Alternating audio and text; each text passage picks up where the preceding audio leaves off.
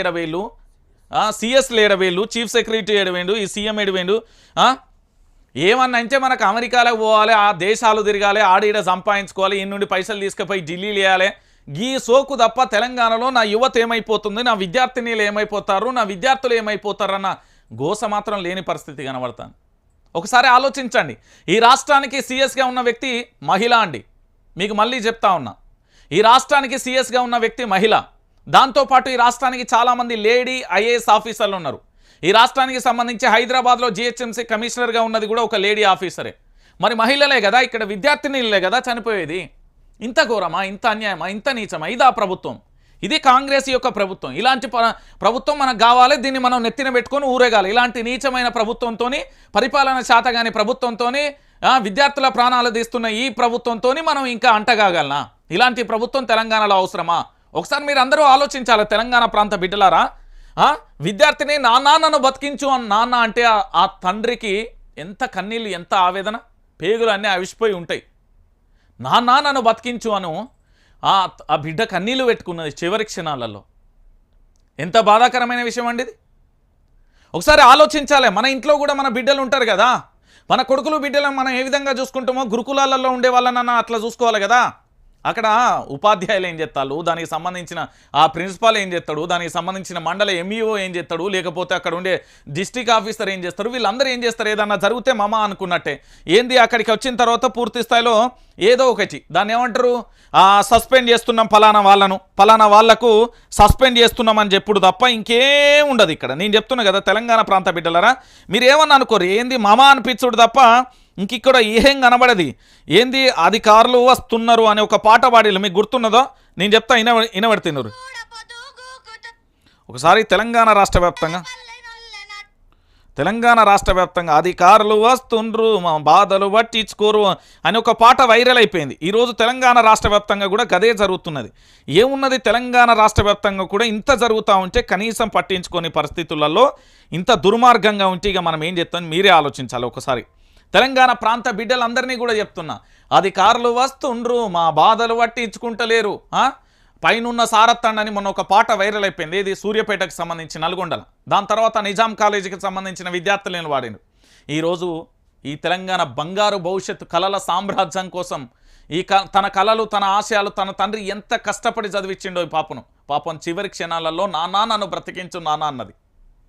అంటే గురుకులాల పరిస్థితి ఎంత అధ్వానంగా ఉన్నది అనేది మీరు ఆలోచించుకోవాలి. అంటే కేసీఆర్ ఆనవాళ్ళు లేకుండా చేయడానికి ప్రాణాలు తీస్తున్నదా? ఇది ప్రభుత్వ హత్య. నేను చెప్తున్నా కదా, ఇది ప్రభుత్వ హత్య. ఇది ఎవరిది కాదు, ఇది ఈ రాష్ట్ర ప్రభుత్వం. దీనికి బాధ్యత వహించాల్సింది ఈ రాష్ట్ర ముఖ్యమంత్రి యనుమల రేవంత్ రెడ్డి. విద్యాశాఖ మంత్రి ఆయన దగ్గర ఆయన పార్ట్ టైం ఫుల్ టైం అంటలేడు. నేను ఫుల్ టైం మినిస్టర్ను, నేనేం పార్ట్ టైం చేస్తలేను, కేసీఆర్ లెక్క నేనేం ప్రగతి భవనం లేకపోతే ఫామ్ హౌస్లో లేని అని పెద్ద పెద్ద తోపు డైలాగులు వేసిండు కదా. ఇప్పుడు ఏడున్నావా ముఖ్యమంత్రి, విద్యాశాఖ మంత్రి నువ్వే కదా. ఏమయ్యా రేవంత్ రెడ్డి దీనికి ఏం సమాధానం చెప్తాడు? ఈ ఘటనకి ఏమన్నా రాజీనామా చేస్తావా? నువ్వు ముఖ్యమంత్రి పదవికి రాజీనామా చేస్తావా చెప్పు. మరి ముఖ్యమంత్రి పదవికి రాజీనామా చేస్తావా చెప్పు, మాట్లాడతా దీని గురించి.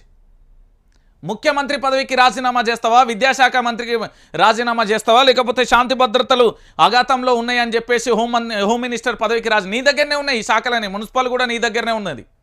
ఇన్ని శాఖలు నీ దగ్గరనే పెట్టుకున్నావు కదా. రాష్ట్రంలో విద్యార్థులకు సంబంధించి ప్రాణాలు కోల్పోతూ ఉంటే మేము ఎన్నాళ్ళు చూస్తూ ఉండాలి?